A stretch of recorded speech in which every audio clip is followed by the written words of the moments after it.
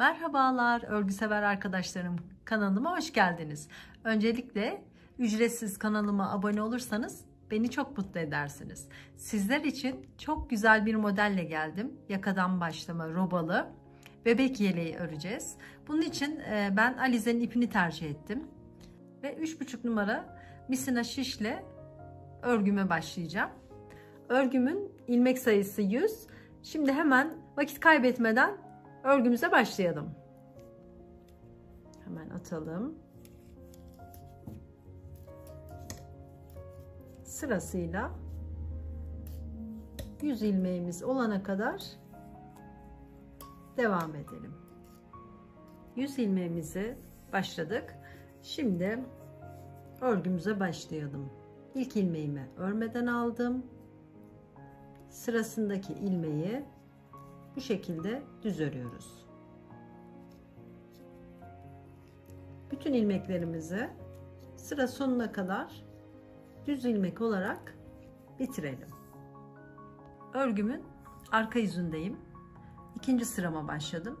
İkinci sıramda da yine ilk sıramda olduğu gibi ilmeğimi ön tarafa alıp bütün ilmeklerimi düz örgü olarak devam ediyorum.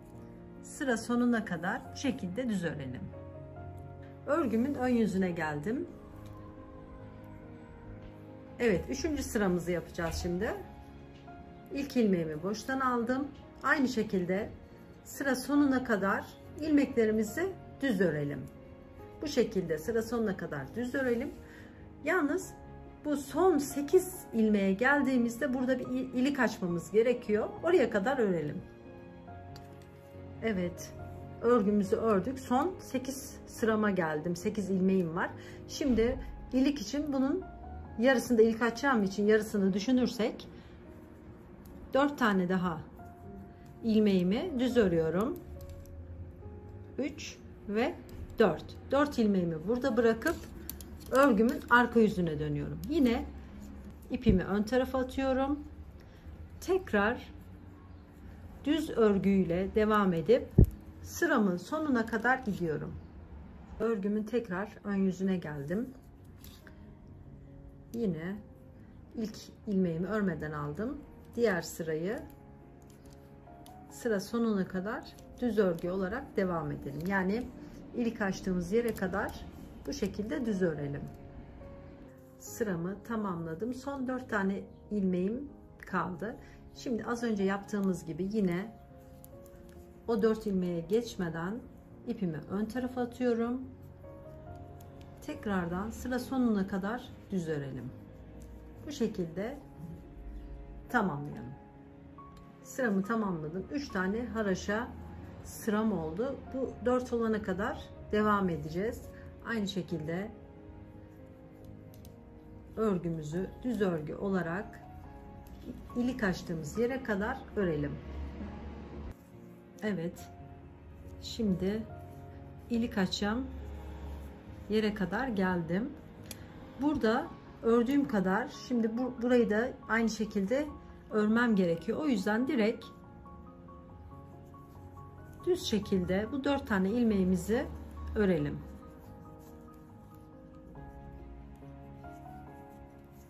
Dört tane ilmeğimizi ördük.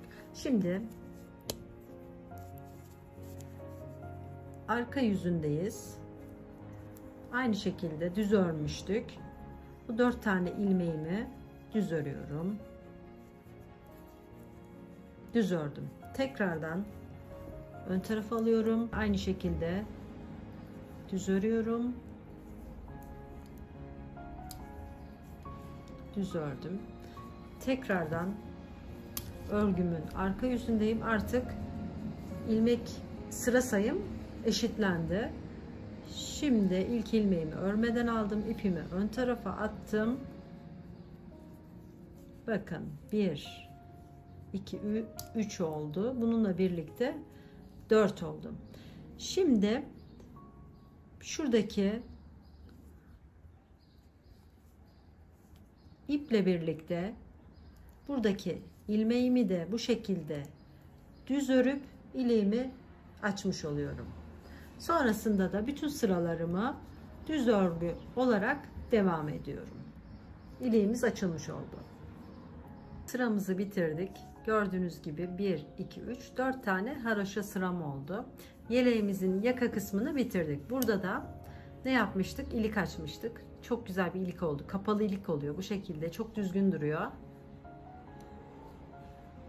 Bu şekilde devam ettik. Şimdi ne yapacağız? Yaka bölümünü bitirdik. Robamız için arttırmalar yapacağız. Devam edelim. Evet, yeleğimizin roba ayrımlarını yaptık. Şimdi bunu nasıl yaptık? Burada ben 8 tane ilmek lastiğim için ayırdım. Onun dışında 11 tane ilmek de ön için. Yani toplam 19 ilmek ayırdım. Sonrasında şöyle göstereyim. Sonrasında bir tane artırma yapacağız. 2 sıra düz öreceğiz. Tekrar artırma yapacağız. Burası da kol için 10 tane ilmeğim var. Tekrar 2 tane burada bir artırma yapacağım. 2 ilmeğimi öreceğim. Tekrar artıracağım. Şu arka bölümünde 34 tane ilmeğim olacak. Sonrasında yine aynı bu şekilde en baştan 19 ilmeğim var. Artırmam var. 2 tane ilmeğim var. Sonra tekrar artıracağım. Burada kol için 10 tane ilmeğim var. Artırma yapacağız. 2 tane ilmeği düz öreceğiz. Tekrar artırmam var. Şu kısım, arka kısım 34 tane ilmeğim olacak. Şimdi isterseniz başlayalım. Şimdi ilk ilmeğimi boştan aldım. Bu ilk 19 sıramı düz bir şekilde örüyorum.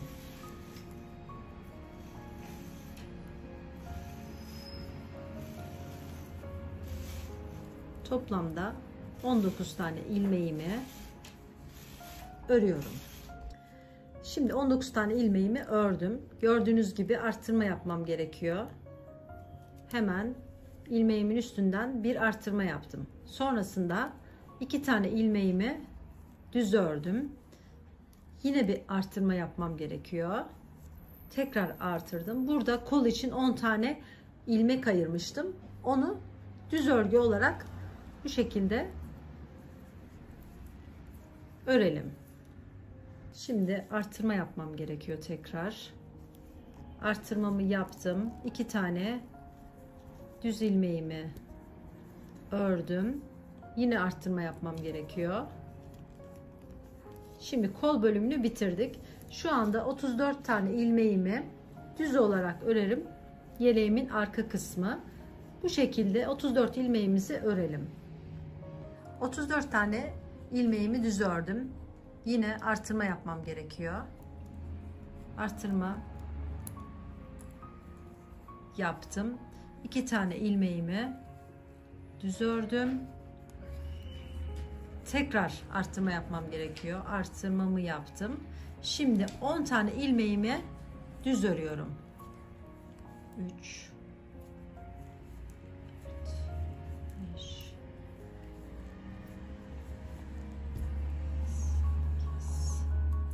9 ve 10.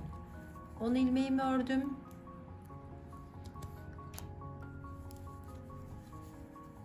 Artırmamı yaptım. 2 düz ilmeğimi ördüm. Artık son artırmamı yapıp örgüme devam ediyorum. Örgümün arka yüzündeyim. İlk ilmeğimi boştan aldım. Şimdi haroşa lastik sıram için 8 tane ilmeğimi düz örüyorum. 3 4 5 6 7 ve 8. Sonrasında ipimi arka tarafa atıp bütün ilmeklerimi diğer bu baştaki haroşa sırama kadar bütün ilmeklerimi bu şekilde haroşa örüyorum. Sırayı tamamlayalım.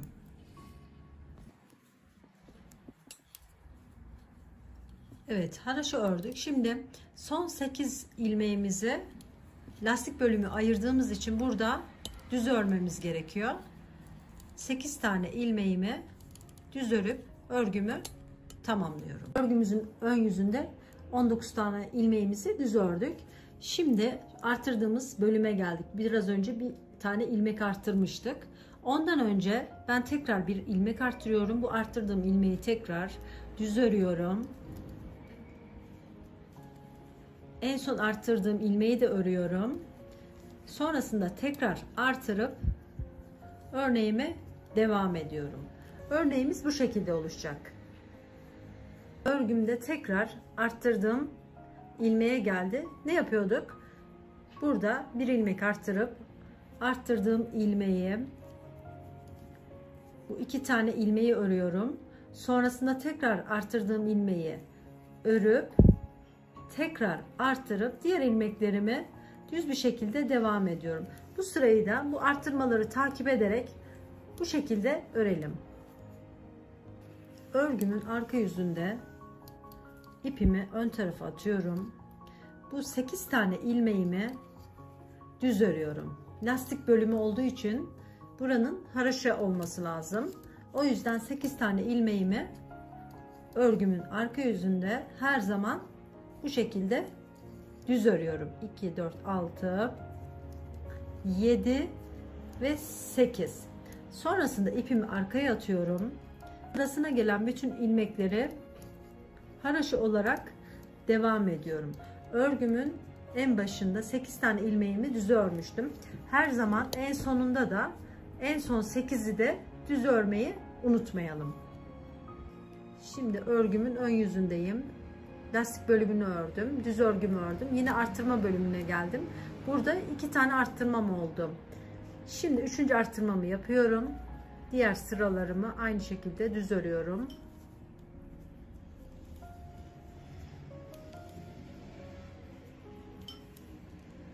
Artırmamı ördüm. Sonrasında tekrar artırma yaptım. Diğer ilmeklerimi düz bir şekilde örüp devam ediyorum. Aynı burada yaptığım işlemi şuradaki artırmalarımda da yapıp sıramı bitiriyorum. Arka kısmını düz ördüm. Tekrar artırma bölümünü göstermek istedim. Bakın 2 tane artırma yapmıştım. Şimdi buradan geldiğimde burada artırmadan önce mutlaka bir artırma yapıyoruz. Bu artırdığım sıraları düz bir şekilde örüyorum. Bütün arttırmalarda böyle olacak. Bu en son arttırdığım ilmeğimi de örüyorum. Bakın örneğin bu şekilde. Bundan sonra tekrar arttırıp örgüme devam ediyorum. Bütün arttırmalarda bu şekilde olacak. Tamamladım. Lastik bölümümü ördüm.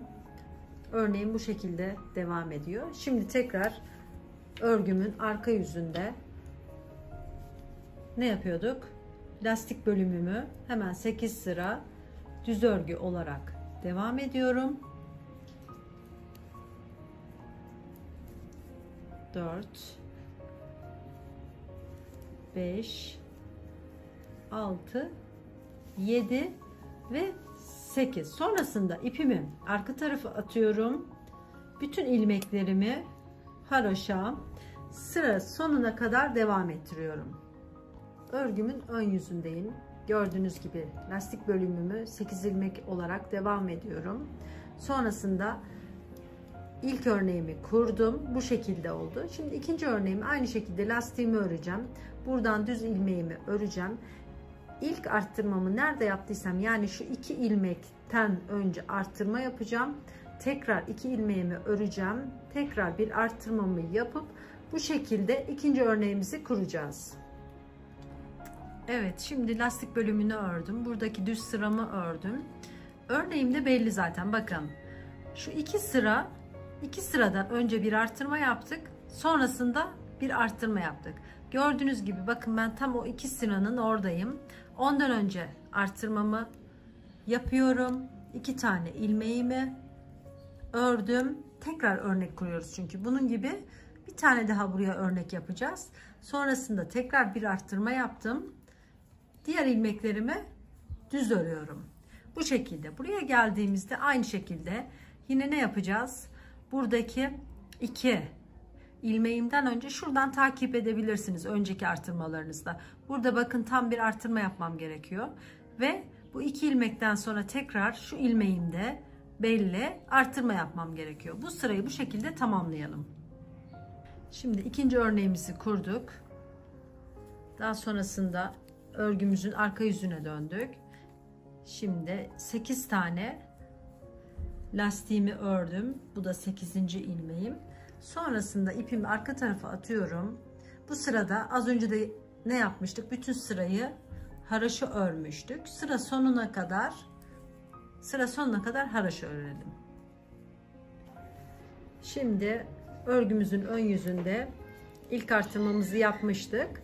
Şimdi ikinci artırmamızda ne yapıyorduk? Her zaman bu artırmadan önce ve bu artırmadan sonra örgümüzü artırıyoruz.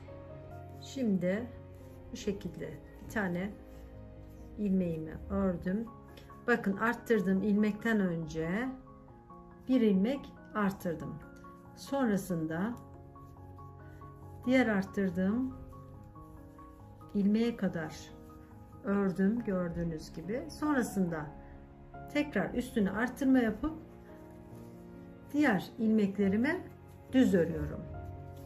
Bu şekilde bakın artırmalarımız oluşuyor. Bu artırmalar 3 tane olana kadar devam edeceğiz.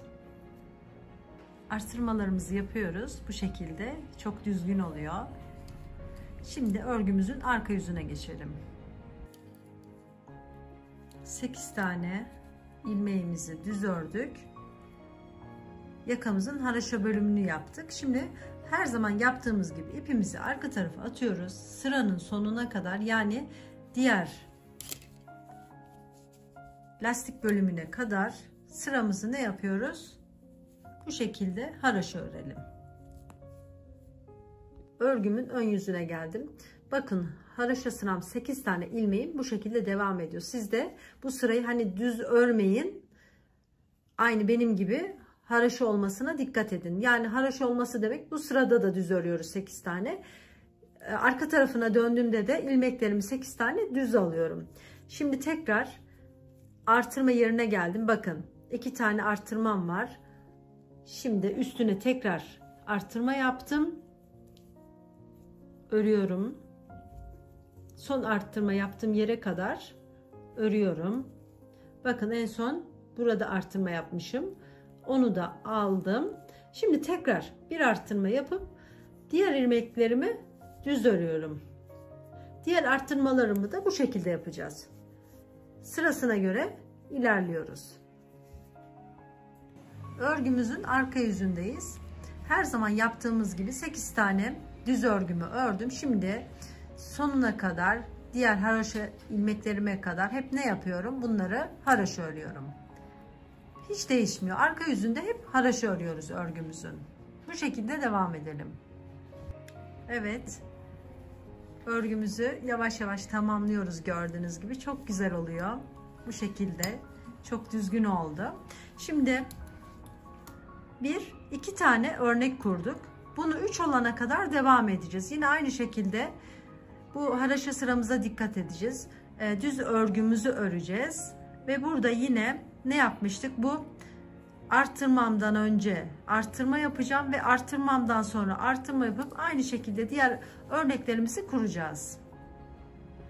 Ve şu 2 tane, bakın, ilmeğim her zaman ortada düz bir şekilde devam etmişti. Yine tekrar örnek kurduğumda bu 2 tane ilmeğimi göz önünde alacağım. Yani ne yapacağım? Bu 2 ilmekten önce artırmamı yapacağım. 2 ilmeğimi düz öreceğim.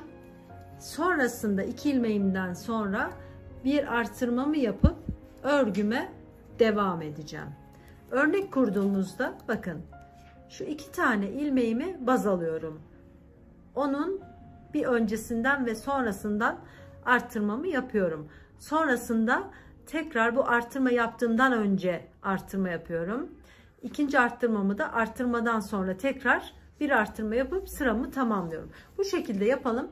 Arka sırasında ise ne yapmıştık? Hep haraşo örmüştük. Örneğimizi bu üçlü artırmamızı da bu şekilde deneyelim. Üçüncü örneğimde birinci artırmamı yapmıştım. Şimdi tekrar ikinci artırmamı göstermek istedim, yine anlamanız açısından. Ne yapacağız? Yine bu en son artırdığım ilmekten önce ilmek arttırdım. Sonrasında ilmeklerimi düz ördüm. Bakın, en son arttırdığım ilmeği de örüyorum. Sonrasında artırma yapıp örgüme devam ediyorum. Şu şekilde gözüküyor. Bu arttırmamız 3 tane olacak. 1, 2, 3 tane arttırmıştık. Birincide de, ikincide de. Bunda da 3 tane olacak şekilde arttırmamızı yapalım. Örneğimizi tamamlayalım. Şimdi örneğimizi tamamladık. Evet, 3 tane örnek kurduk buraya. Şimdi sırada ne yapacağız? Yine lastik bölümünü yapacağım ve buraya yakada yaptığım gibi 3 tane haroşa sırayla devam edeceğiz. Evet, şimdi 3 sıra haroşa örelim demiştim. 3 sıra haroşamı ördüm. Burada 3 tane örneğim oldu. Şimdi buradan da düz bir şekilde devam ettim aynı şekilde.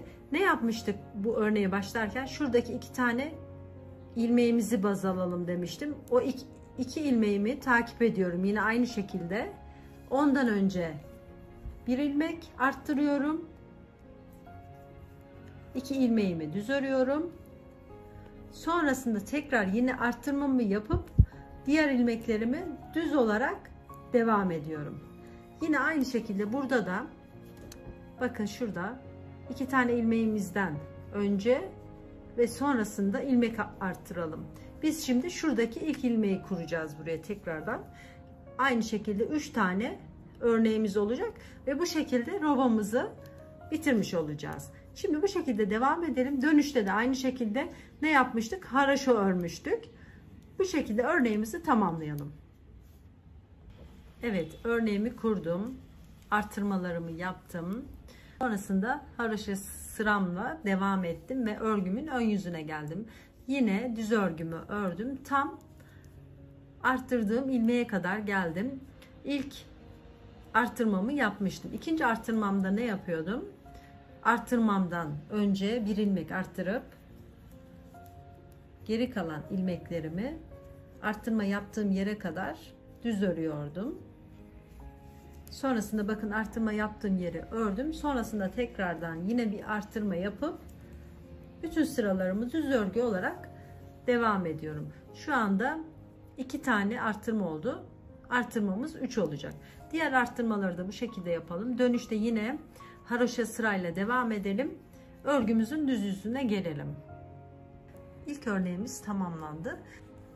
Bakın şu ikinci sıramı yapıyorum. Aynı şekilde 3 tane artırmamı yapacağım. Bu ortadaki 2 ilmeğim her zaman düz olacak. Burada da böyle ilk örneğimizi kurduk. İkincisine bu 2 ilmeğimden önce ve sonrasında artırma yaptım. Bu şekilde yine aynı 1, 2, 3 tane artırmamızı yapalım, devam edelim.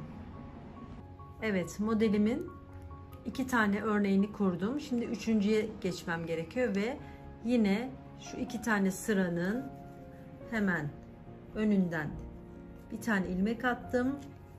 2 sıra ördüm. Sonrasında tekrar ilmeğimi atıp aynı şekilde devam ediyoruz. Bu sırayı da 3 tane artırana kadar yapalım. Gördüğünüz gibi aşağıda aynı kurduğumuz örneği yukarıda da kuracağız. Sonrasında yine 3 sıra haroşa örelim ve devam edelim. Evet, örneğimizi 3 tane modelimi tamamladım. 3 sıra lastik örelim demiştim. Ben 4 sıra ördüm bu şekilde. İsterseniz 3 örersiniz. Şimdi robamız bitmiş durumda. Çok güzel oldu, çok düzenli. Kol kesimi için ilmeklerimizi azaltalım. Evet, şimdi robamızın kesimini yapalım. Lastik bölümünü örelim düz bir şekilde. Yine aynı düz şekilde buradaki hep düz ördüğüm 2 ilmeğe kadar, yani lastikten sonra 30 sıra düz ilmeğimizi örelim. Şimdi buraya kadar düz ilmeğimi ördüm. Bundan sonra 48 tane ilmeğimi, 2 ilmeğimi bu şekilde bir alıyorum, bırakıyorum. 2 ilmeğimi bir yapıp bırakıyorum. Buradaki kol kesimini bu şekilde 48 ilmek, buradan bir ilmeğimizi alacağız. Diğer ilmekle bir ilmek yapıp keseceğiz. 48 ilmeğimizi bu şekilde keselim. Kol kesimimizi yaptık. Şimdi 70 tane düz ilmek öreceğiz. Yeleğimizin arkası için. Sadece düz bir şekilde örelim. 70 tane ilmeğimizi düz bir şekilde ördüm geldim. Şimdi tekrar kol kesimi yapmam gerekiyor. Burası yeleğimizin kolu bu şekilde. Ne yapmıştık? 48 tane ilmeğimizi kesmiştik. Aynı şekilde ne yapıyoruz? 2 tane ilmeğimizi bir yapıyoruz. Böyle 48 tane ilmeğimizi keselim. Sonrasında zaten 30 tane ilmeğim kalıyor. Düz öreceğim. Lastiğimi de örüp tamamladıktan sonra yeleğimizin roba bölümü tamamlanmış olacak. Evet, yeleğimizin roba bölümü tamamlanmış oldu. Bu şekilde çok düzgün, çok güzel oldu. Evet, gördüğünüz gibi kollar böyle. Burada da bir tane iliğimiz var. Şimdi artık bundan sonra örnek kurduğumuzda burada bir ilik açmamız gerekiyor. Arka bölümde bu şekilde oldu. Siz de isterseniz robanın alt kısmına örnek yaparsınız. İsterseniz bu şekilde düz de örebilirsiniz. Bir ters bir düz sıra yapıp istediğiniz şekilde uygulayabilirsiniz. Hepinize çok teşekkür ederim beni dinlediğiniz için. Kanalıma abone olursanız beni çok mutlu edersiniz. Teşekkür ederim.